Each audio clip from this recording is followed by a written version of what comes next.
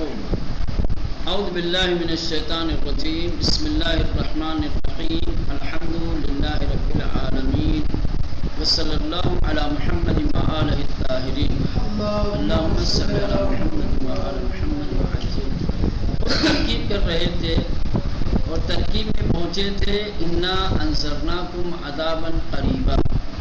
خب انا حرف مشبہ بالفعل و اسمش، یعنی انا اصل میں انا تھا، انا حرف مشبہ بالفعل اور جو نا تھا وہ اس کا اسم تھا. اس کو بتا رہے ہیں کہ در اصل اننا بودے کی طب کے قاعدہ جوازی ایک نون و اسنون حذف شدہ است، اور یہ اننا قاعدہ جوازی کے مطابق کہ جب تین نون اکٹھا ہو جائیں یا کوئی بھی تین حرف ہم جنس اکٹھا ہو جائے تو ایک کو حذف کر دیا جاتا ہے. تو یہاں اننا تین نون تھا، ایک نون کو حذف کر دیا، ہو گیا انا. تو یہ انا اسم ہے کس کا؟ انا کا، حروف مشبہ بالفعل کا. انذرناکم فعل و فاعل اور مفعول. ٹھیک، انذرا فعل، نا فاعل ہے، کم مفعول ہے. فعل فاعل مفعول تینوں اسی میں ہیں.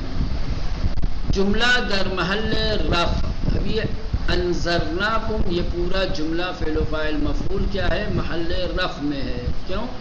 خبر ہے ان کے لیے. ٹھیک. عذاباً منصوب بنصب الخافض، تقدیر انذرناکم بعذاب. یہ منصوب بنصب الخافض ہے، یعنی جر کی جگہ پر نصب دیا گیا ہے. تقدیر اس کی یہ تھی انذرناکم بعذاب، حرف جر کو حذف کر دیا. اس کو مجرور ہونا چاہیے تھا. حرف جر جب حذف ہوا تو حرف جر کے حذف ہونے کی وجہ سے مجرور کو منصوب کر دیا گیا. برقی انذرارا دو مفعولی میدانن. بعض نحویین کا کہنا یہ ہے کہ یہ فعل انذرا دو مفعولی ہے. اگر انذرا کو دو مفعولی مانا جائے تو پھر ایسی صورت میں یہ عذاباً انذرنا کا مفعول ثانی ہوگا، دوسرا مفعول ہوگا. پہلا مفعول کم، دوسرا مفعول عذاباً. قریباً یہ صفت ہے برائے عذاباً، یہ عذاباً کی صفت. یوم ظرف مفعول فیہ زمانی، ظرف ہے اور مفعول فیہ زمانی ہے.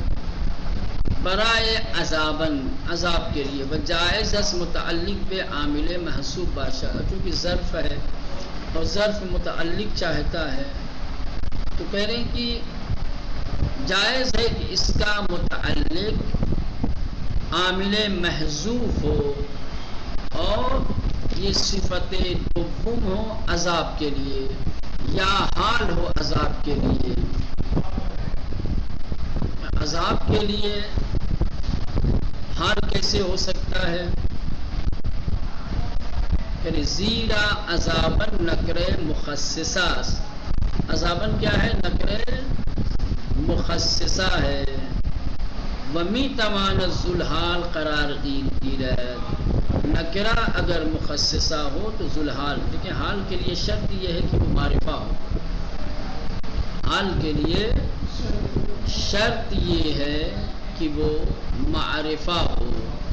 تو یوم کو آپ حال کیسے لکھ سکتے ہیں جبکہ معرفہ نہیں ہے؟ کیا نام ہے؟ عذاباً.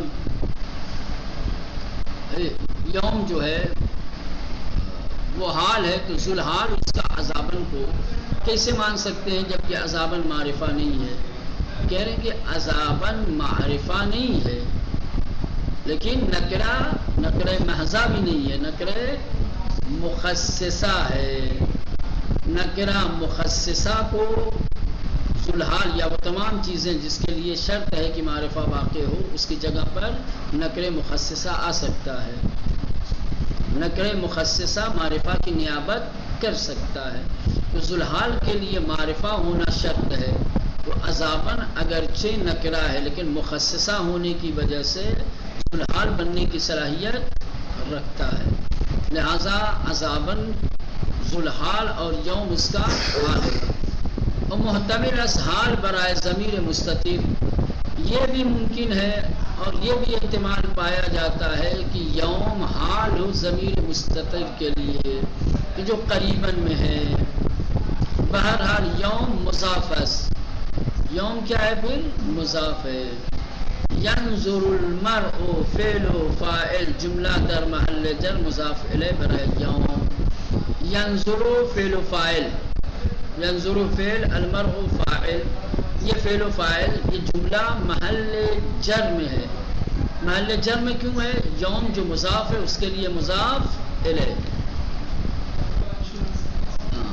ما اسم موصول در محل نصب مفعول برائے ینظرو، ما جو ہے وہ اسم موصول ہے اور محلاً منصوب ہے ینظرو کا مفعول ہونے کی وجہ سے۔ قدمت فعل، یدا مضاف مضاف الیہ، فاعل برائے قدمت و جملہ صلہ موصول است و محل اعراب ندارہ، جملہ صلہ موصول محل اعراب نہیں و ضمیر عائد بے موصول محذوف است، اور ضمیر جو ہے وہ محصول محذوف کی طرف پلٹنے والی ہے۔ تقدیر اس کی ہے قدمتہ یداہ بحسب ان عائد طبق قاعدے است، اور عائد کو جو حذف کیا گیا ہے یہاں پر وہ ایک قاعدے کے مطابق ہے۔ وہ قاعدہ کیا ہے؟ ہرگاہ ضمیر عائد بے موصول ضمیر مفعولی باشد کثیراً حذف می شود، کہ ہرگاہ ضمیر عائد بے موصول، کہنے کہ جب ضمیر عائد موصول سے متصل ہو اور ضمیر مفعولی ہو تو وہاں پر اکثراً عائد کو حذف کر دیا جاتا ہے۔ یہاں پر بھی ایسے ہی، کیونکہ یہاں پر جو ضمیر عائد ہے موصول کی، وہ ضمیر مفعولی کے ساتھ ہے۔ یداہو کیا تھا؟ مفعول تھا اس کا قدمت کا، اس میں ایک ضمیر تھی ہاں، اس میں ایک ضمیر تھی ہاں جو ضمیر مفعولی تھی۔ اب یہ جو یداہو میں ہاں ہے، ٹھیک،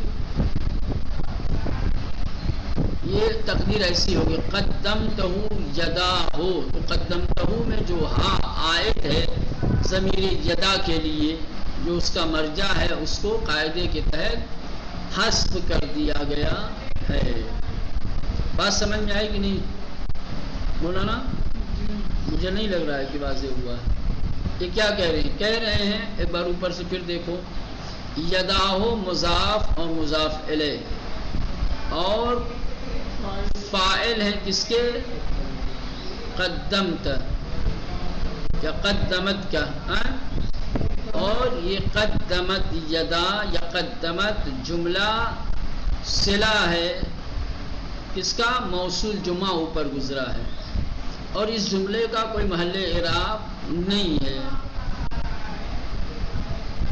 اور ضمیر عائد بے موصول محذوف است، اور ضمیر جو پلٹ رہی ہے وہ موصول محذوف کی طرف ہے۔ یداہوں میں جو آپ ضمیر دیکھ رہے ہیں اس ضمیر کا مرجع کیا ہے؟ موصول محذوف ہے۔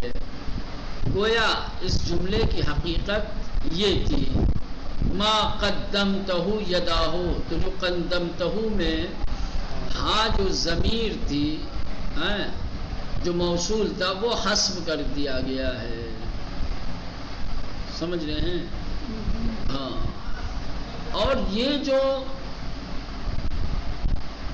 ضمیر عائد کو کہ جو موصول میں تھی جو حذف کیا گیا ہے یہ ایک قاعدے کے تحت کیا گیا ہے۔ قاعدہ کیا ہے؟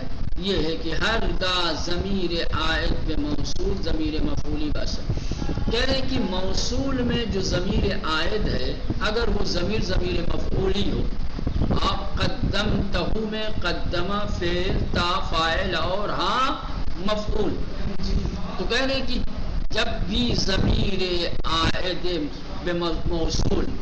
موصول کی طرف پلٹنے والی ضمیر اگر ضمیر مفعولی ہو تو اسے حذف کر دیا جاتا ہے. یہاں پر بھی قدمتہ میں جو ہاں ضمیر ہے وہ کیا ہے؟ ضمیر مفعولی ہے اور موصول کے ساتھ ہے، اس لیے اسے حذف کیا. واو حرف عطف. یقول الکافر فعل و فاعل. یقول فعل، الکافر فاعل. اب یہ جملہ یقول الکافر محل جرم ہے، کیوں؟ معطوف بر ینظرو، کیا ہے؟ عطف ہے ینظرو کے اوپر. اس کے بعد یا حرف نداس، یا کیا ہے؟ حرف ندا ہے. وہ منادا آن محذوف. اس کا منادا کیا ہے؟ حرف ندا کے بعد منادا آتا ہے. یہاں تو کوئی منادا ہے نہیں تو کہہ رہے ہیں کہ منادا محذوف ہے. وممکن است یا در اینجا حرف تنبیہ باشد. کہہ رہے ہیں کہ ممکن ہے کہ یہاں پر یا حرف ندا نہ ہو بلکہ حرف تنبیہ ہو. لیتنی حرف مشبہ بالفعل. لیت، لعل، یہ لیتنی یہاں پہ حرف مشبہ بالفعل فعل. ونون وقایہ. نون کیا ہے یہاں پر مولانا؟ وقایہ ہے. اور یا متکلم در محل نصب. اور اس میں جو یا متکلم ہے وہ محل نصب میں ہے. اسم بر لیتا، کیا ہے؟ لیتا کا اسم ہے. تو حروف مشبہ بالفعل اپنے اسم کو کیا دیتے ہیں مولانا؟ نصب دیتے ہیں. ٹھیک، تو یا جو یا متکلم ہے وہ لیتا کا اسم ہے اور محلن منصوب ہے. قاعدہ زمانی کی یا متکلم بلیتا ملحق میں شبد کثیر بین آندو نون بقائے فاصل میں شبد. اب ایک قاعدہ آپ کو بتا رہے ہیں، کہہ رہے ہیں کہ قاعدہ یہ ہے کہ جب بھی یا متکلم لیتا کے ساتھ ملحق ہو کر کے آتی ہے تو لیتا اور یا متکلم کے درمیان نون وقایہ کے ذریعے سے فاصلہ رکھا جاتا ہے. لیتا کے ساتھ اگر یا متکلم کو جوڑا جائے تو اکثراً لیتا اور یا متکلم کے بیچ میں نون وقایہ لا کر کے فاصلہ کیا جاتا ہے. یہ قاعدہ ہے. اگر لیتا کو یا متکلم کے ساتھ لانا ہوگا تو دونوں کے بیچ میں نون وقایہ، جیسے لیتنی اصلا لیتی. ٹھیک، لیتا کے ساتھ یا کو جوڑا گیا تو قاعدہ یہ ہے کہ جب بھی لیتا کے ساتھ یا کو جوڑا جائے تو نون وقایہ بیچ میں لانا چاہیے. یہ لایا گیا ہے قاعدہ. ہاں، زمانی کی یا متکلم بلیتا ملحق میں شبد کریں جس وقت یا متکلم لیتا کے ساتھ ملحق ہوتی ہے، لیتا کے ساتھ جوڑی جاتی ہے تو کثیراً، تو اکثر، زیادہ تر بین آندو، ان دونوں کے بیچ. کن دونوں کے؟ لیتا اور یا متکلم میں نون وقایہ فاصلے میں شبد. نون وقایہ کے ذریعے سے فاصلہ ایجاد کیا جاتا ہے، فاصلہ ڈالا جاتا ہے. کن تو فعل ناقص و اسمش. ٹھیک، فعل بھی ہے اسی میں اور کیا ہے اس کا اسم بھی ہے. ترابن خبر برائے کنت. ترابن کیا ہے اس کی؟ اب پورا جملہ کنت ترابا در محل رفع خبر برائے لیتا. بجملہ یا لیتنی کنت ترابا در محل نصب مقول قول. قال یقول الکافر ہے نا، کیا ہے؟ اسی کے لیے یہ مقول قول ہے. اور مقول قول کیا ہوتا ہے مولانا؟ منصوب ہوتا ہے. اب یہ سورہ نبا تمام ہو گئی. ٹھیک، دوسرا سورہ سورہ النازعات. ٹھیک، اس سورہ کو انشاءاللہ تلاوت کر لیتے ہیں، باقی بعد میں پڑھیں گے۔ بسم اللہ الرحمن الرحیم۔ والنازعات غرقا والناشطات نشطا والسابحات سبحا فالسابقات سبقا فالمدبرات امرا یوم ترجف الراجفہ تتبعها الرادفہ۔ والنازعات غرقا، قسم ہے شدت کے ساتھ کیا ہے، اکھڑنے والی جگہ کی، سوگند از جائے برکن شدت، قسم ہے شدت کے ساتھ کودنے والے اور اکھاڑنے والوں کی۔ والناشطات نشطا، اور قسم ہے نشاط کرنے والوں کی، نشاط کی یعنی خوشحالی منانے والے، مسرور ہونے والوں کی مسرت اور ان کی خوشحالی کا۔ والسابحات سبحا،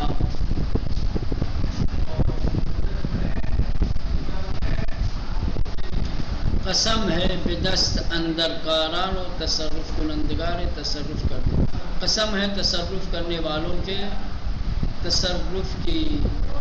فالسابقات سبقا، قسم ہے پیشی اختیار کرنے والے اور آگے بڑھ جانے والوں کی۔ فالمدبرات امرا،